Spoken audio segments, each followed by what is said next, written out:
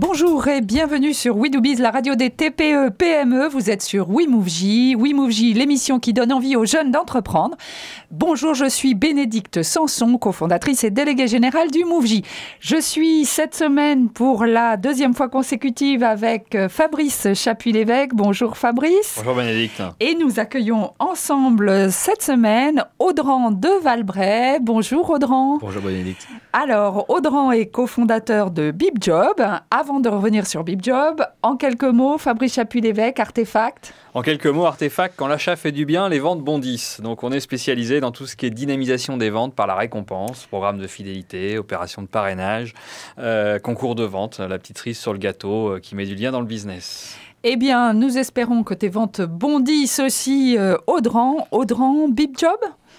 BibJob, oui, BibJob c'est un site emploi et nous on essaye de mettre en relation candidats et recruteurs et de les rapprocher autour de solutions innovantes. Alors justement, le site d'emploi, c'est pas nouveau, des solutions innovantes. Est-ce que tu peux nous en dire un petit peu plus là-dessus ? Qu'est-ce qui va faire qu'on va aller sur BibJob plutôt que sur Monster ?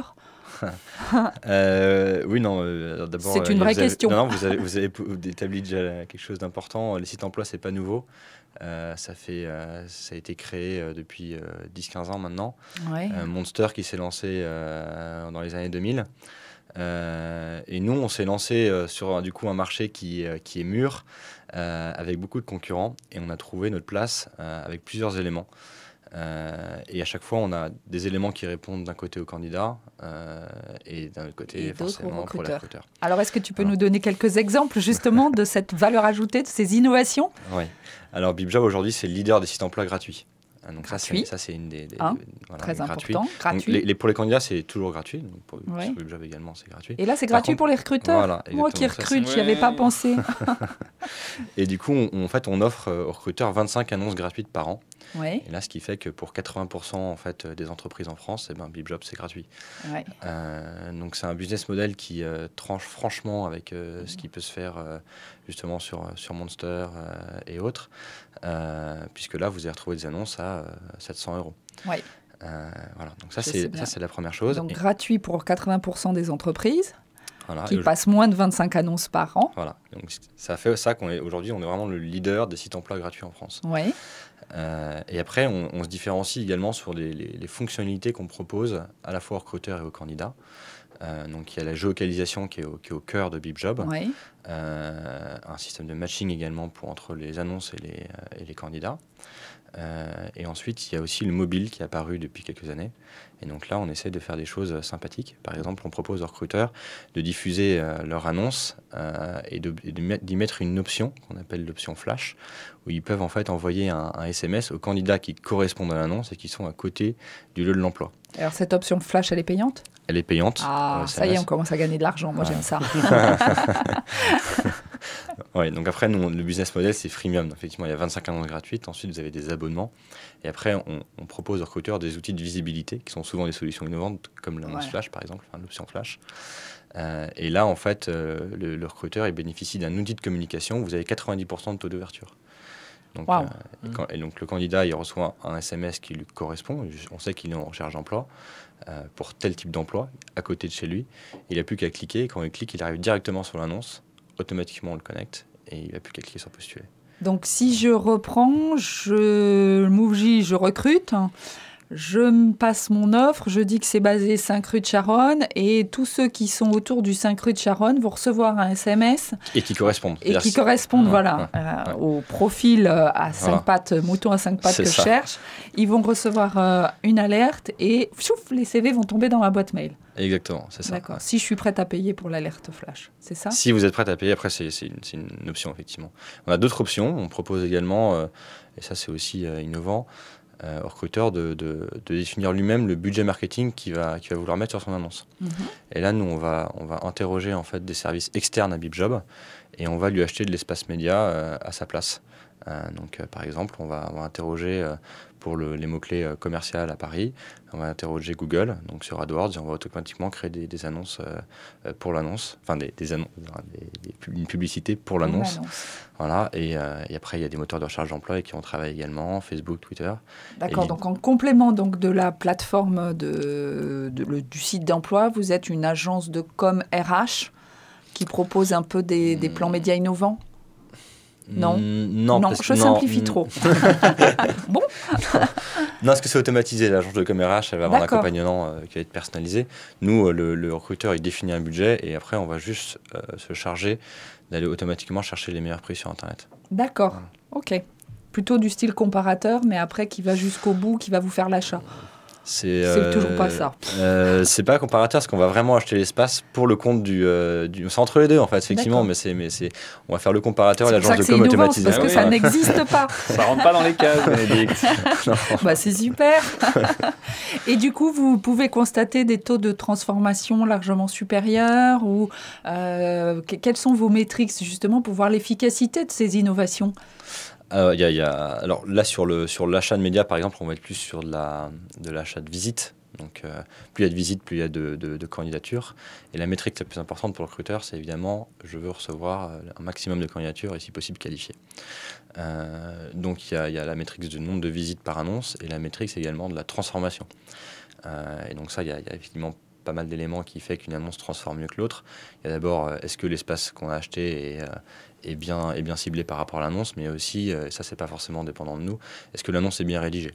Donc là, on essaye on crée des petits billets de blog pour essayer de faire comprendre aux recruteurs que le titre d'une annonce, c'est pas anodin et c'est c'est un des éléments qui fait que l'annonce va convertir mieux qu'une autre.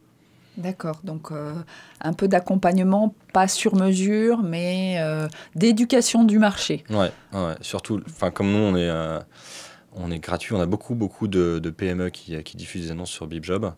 Et donc, c'est pas forcément des spécialistes, ça peut souvent être le dirigeant de l'entreprise qui diffuse son annonce, et c'est pas un pro des RH forcément, même il le fait parce que c'est une de ses casquettes. Mais du coup, ce genre de choses, on essaie de les aider un petit peu. Ouais.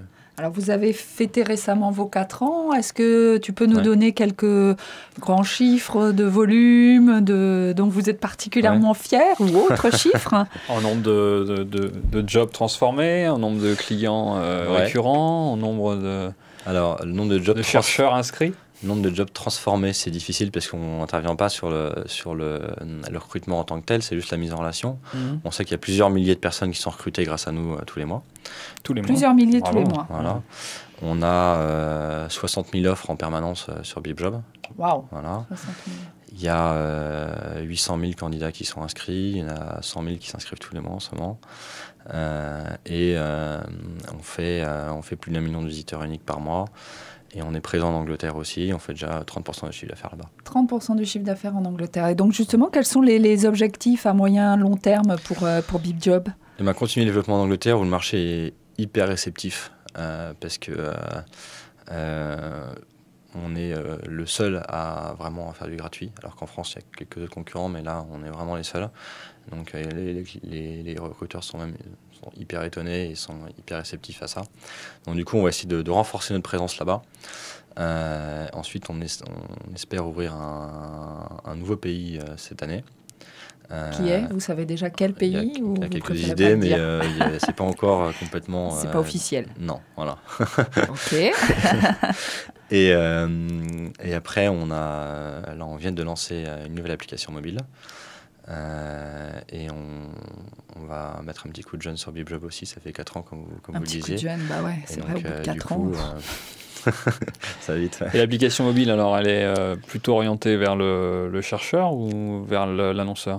Les deux. Et on est la première application mobile qui soit également dédiée aux recruteurs.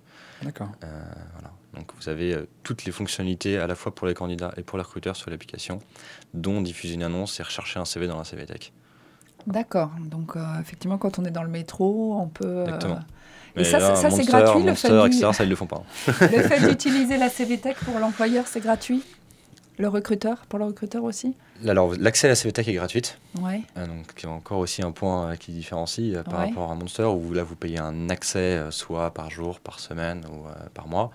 Vous avez un libre accès total à la CVTech. Ouais. Par contre, si vous voulez accéder aux coordonnées du candidat, là, il faut payer. D'accord. Donc effectivement, soit on y va les yeux fermés, on attend que ça tombe. Si on veut être un peu plus proactif, c'est là qu'il faut commencer à sortir sa carte bleue. Mais bon, c'est tout à fait légitime aussi. Donc aujourd'hui, vous intervenez en France et en Angleterre. En France, on peut dire que c'est sur la France entière. Ah oui. Tu as une idée de la proportion entre l'Île-de-France et le reste de la France? Parce qu'on sait bien que... Le reste du monde. Le reste du monde, L'Île-de-France, c'est entre 15 et 20% des annonces.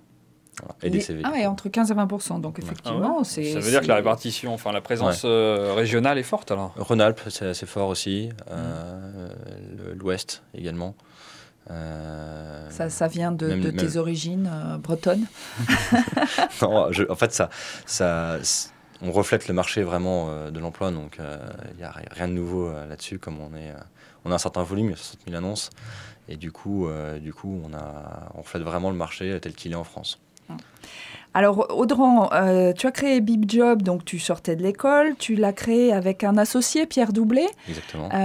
Comment vous vous êtes rencontrés et comment vous avez décidé de mettre ça en place ensemble tous les deux? Alors, on a tous les deux fait une école de commerce qui s'appelle l'ESCA. Et on s'est rencontrés la première année dans la même classe. On était même 3 années sur 5, je pense, dans la même classe.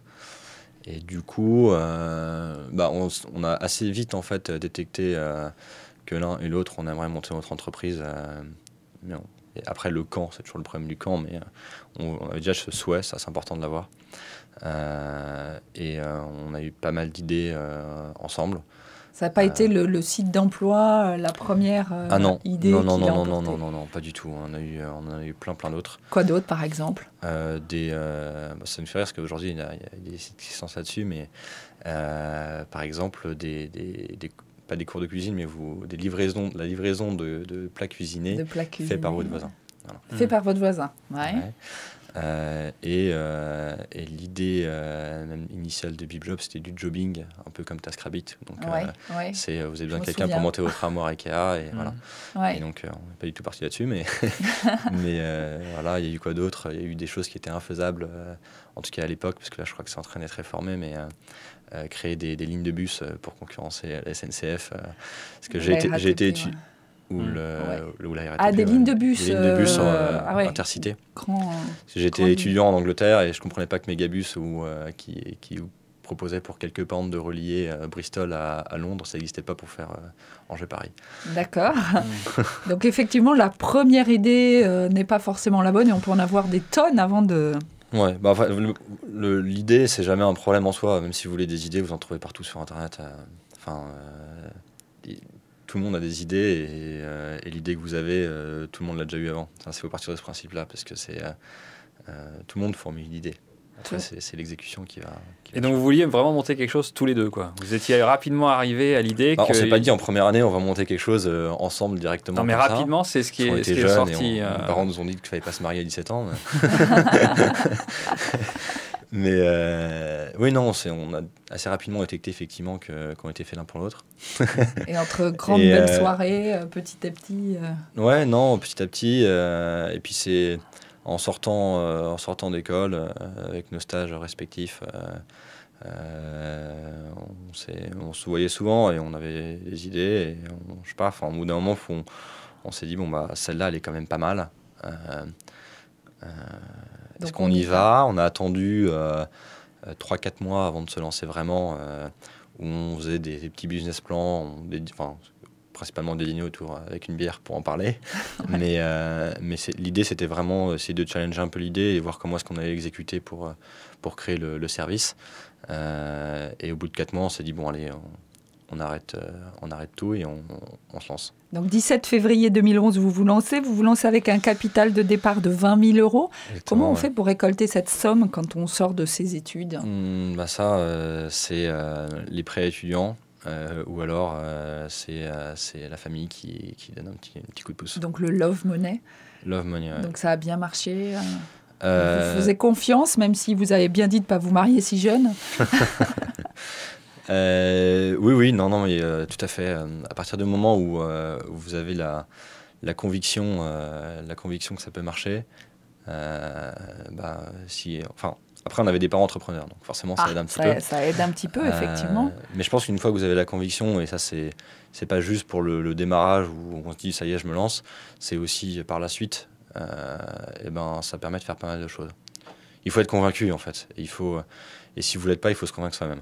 Voilà, et ça vous a mis un petit peu la pression d'avoir du love money, j'imagine. Dire, Aussi, bon, ouais. je ne vais pas planter mes parents, j'ai besoin de leur montrer. Ouais. J'aimerais juste revenir sur une chose. Pierre Doublet et toi, vous avez fait la même école, donc un peu copier-coller. On parle souvent de la Dream Team, des formations différentes qu'il était important d'avoir entre associés, surtout que vous créez un site internet, ça nécessite un certain nombre de compétences. Donc, comment vous répartissez les tâches et comment vous faites pour aller chercher les compétences qui manquent sans doute à l'intérieur de l'entreprise ? D'accord. Alors au début, oui. Est-ce que c'est une bonne chose de monter une entreprise avec quelqu'un qui a exactement les mêmes compétences? C'est aussi ça l'idée. Oui et non. C'est-à-dire que sur le court terme, je pense que c'est pas forcément une bonne idée. C'est-à-dire qu'au départ, ça crée des difficultés parce qu'il faut trouver effectivement la personne qui va créer le produit. Donc là, en l'occurrence, c'est un site internet, mais si vous êtes avec un industriel, il faut quand même trouver quelqu'un qui sait comment faire. Mais sur le long terme, en fait, c'est d'avoir la même formation. Ça permet quand même d'avoir des débats intéressants sur la stratégie, sur le produit, sur où est-ce qu'on va aller, etc. Et qu'on n'a pas forcément avec quelqu'un qui est fondamentalement différent. Parce quelqu'un qui sera très complémentaire, en fait, ça aura des avantages de ne pas vous taquiner sur les points où vous êtes le spécialiste, en fait. Alors, comment on se répartit les tâches? Après, ça s'est fait très naturellement, de fil en aiguille. On s'est d'abord tous les deux formés quand même à développer. Donc, on a quand même des bases. Oui. Moi, ayant une affinité un petit peu plus prononcée que lui pour le code, c'est plutôt moi qui ai pris en charge le côté gestion de projet. Après, je ne vais pas dire technique parce que j'aurais jamais les compétences de notre lead développeur qui est extraordinaire, mais en tout cas, je comprends très très bien ce qu'il fait et le code. Aujourd'hui, je me débrouille quand même. Et lui aussi. Et ça, c'est important, même si vous êtes un commercial et que vous montez un site internet, il faut comprendre comment ça marche et donc il faut de toute manière apprendre à développer. Ces bases techniques te permettent de suivre la personne qui va développer le site. Et alors du coup, vous avez fait quel choix? Vous avez recruté? Vous êtes allé chercher une société extérieure? Au départ, ou un associé? Ou un associé? Au départ, on a fait appel à une société extérieure. Et ça s'est mal terminé. Et ça s'est mal terminé. Quand tu commences au Tout départ, le monde nous raconte la même chose. Non, mais ok, oui, ça s'est mal terminé. On a été hacké rapidement après avoir terminé le projet avec eux. Mais on avait, en fait, à la fin du projet avec l'agence, on avait déjà recruté quelqu'un en interne qu'on avait placé chez eux pour qu'ils reprennent en main le code. Et cette personne travaille toujours avec nous et aujourd'hui est associée. D'accord, donc ça c'est effectivement une bonne idée, mettre chez son prestataire la personne qui va ensuite faire la maintenance et la poursuite du développement. Ça permet de récupérer tous les codes sources. En fait, d'un autre côté, recruter un dev quand vous n'avez pas les compétences, en tout cas au départ, Pierre et moi, on ne les avait pas du tout.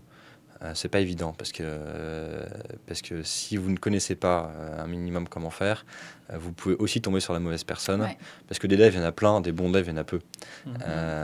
Donc l'agence, vous avez au minimum la garantie qu'elle sait coder. Mais c'est bête, mais voilà. Et en fait, on s'est formé pendant le temps où on développait le site avec l'agence et on a recruté du coup une fois qu'on savait un minimum coder et on ne s'est pas trompé.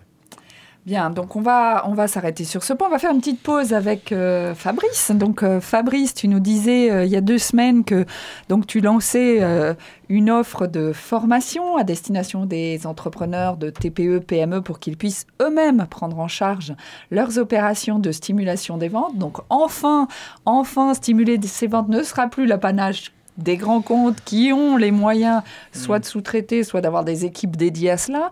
Est-ce que tu peux nous décrire une formation type Oui, tout à fait. Sur une journée type, donc on est en interne entreprise, on a entre 3 et 5 stagiaires donc, qui sont, comme tu l'as dit, dirigeants d'entreprise, entrepreneurs.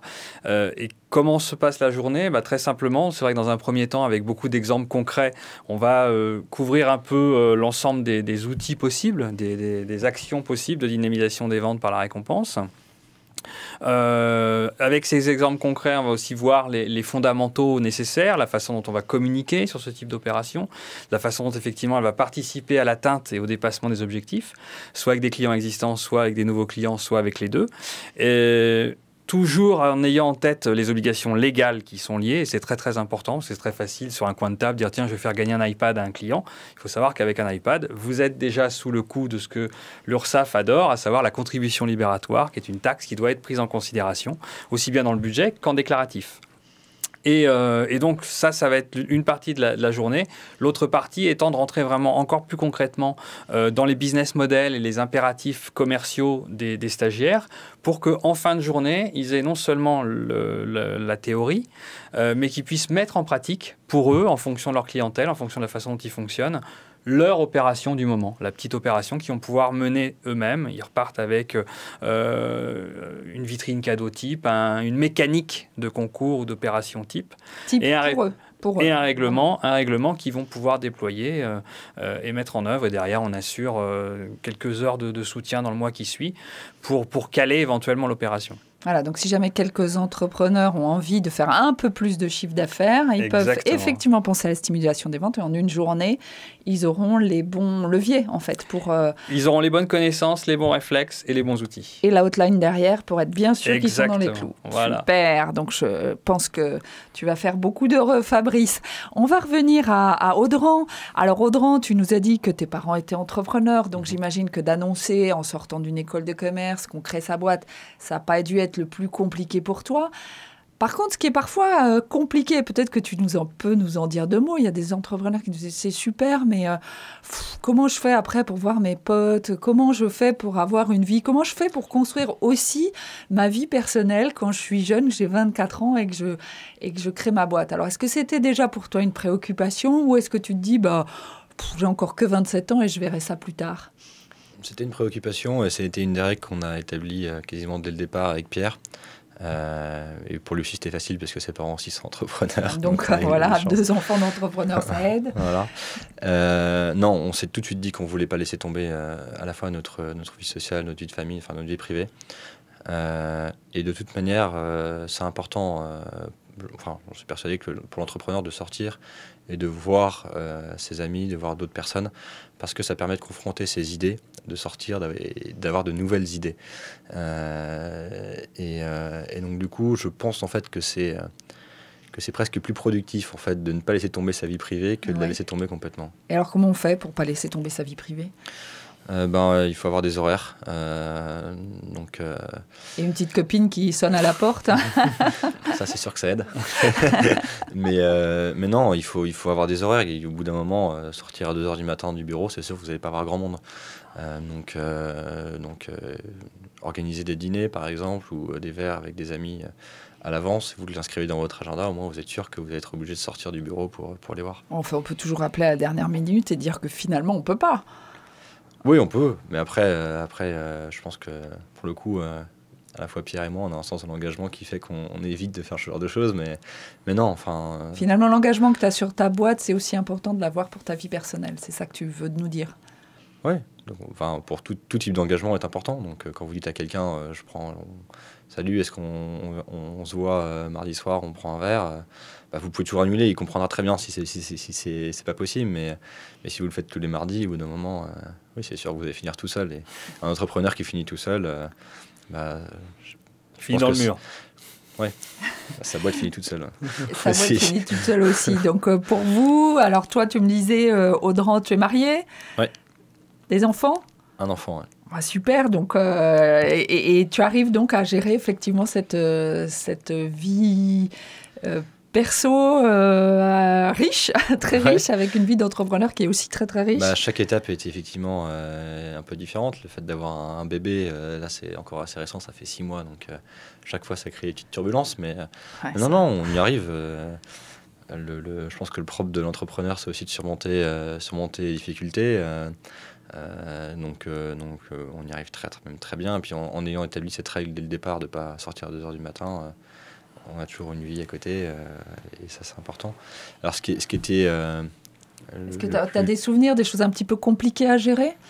Entre donc, vie privée, vie pro, ce qui était très compliqué, ça a été les fiançailles pendant lesquelles il y avait 0 argent qui rentrait. Oui, fonder une famille quand on n'est pas indépendant financièrement, ça passe auprès des parents ou auprès de soi-même. On leur dit au moment où on se finance, mais si dans un an, ça sera bon. Et puis à mesure que la date arrive, forcément, mais dans un an, ça sera bon.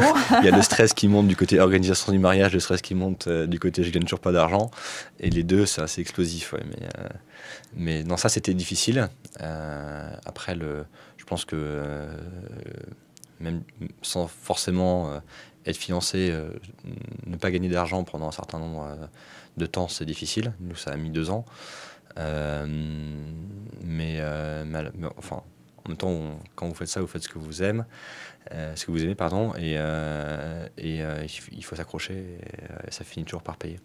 Alors toi, tu as créé en 2011. À l'époque, il n'existait pas ce fameux statut étudiant-entrepreneur. Donc, si je rappelle en quelques mots, le statut étudiant-entrepreneur, c'est ce qui vous permet de garder effectivement le statut d'étudiant alors que vous avez fini vos études ou que vous êtes en train de faire vos études. Surtout, c'est intéressant quand vous avez fini vos études et que vous pouvez garder ce statut, donc garder la protection sociale, bénéficier de l'accompagnement de vos enseignants, avoir des espaces de coworking. Qu'est-ce que tu en penses de ça ? Est-ce que c'est quelque chose qui vous a manqué, je dirais pas de l'encadrement, mais ce soutien en fait de la société finalement, puisque c'est une reconnaissance de statut ? Moi, je pense que c'est une très bonne chose. Le fait d'être accompagné en sortant d'études, c'est essentiel. Ça, c'est sûr. Avec ses anciens profs, c'est bien parce que du coup, c'est déjà des gens qu'on connaît, qui nous ont évolué. Donc, c'est sûr que c'est une très bonne chose. Le côté sécurité sociale, ça évite de la paperasse parce que nous, on est passé sur la CMU, mais donc Mais c'est effectivement plus compliqué, on a autre chose à faire. Ouais. Après, ce qui manque, je trouve, c'est toujours le RSA. Nous, c'est bête, mais on a monté notre entreprise à 23 ans et vous ne pouvez pas l'avoir avant d'avoir 25 ans.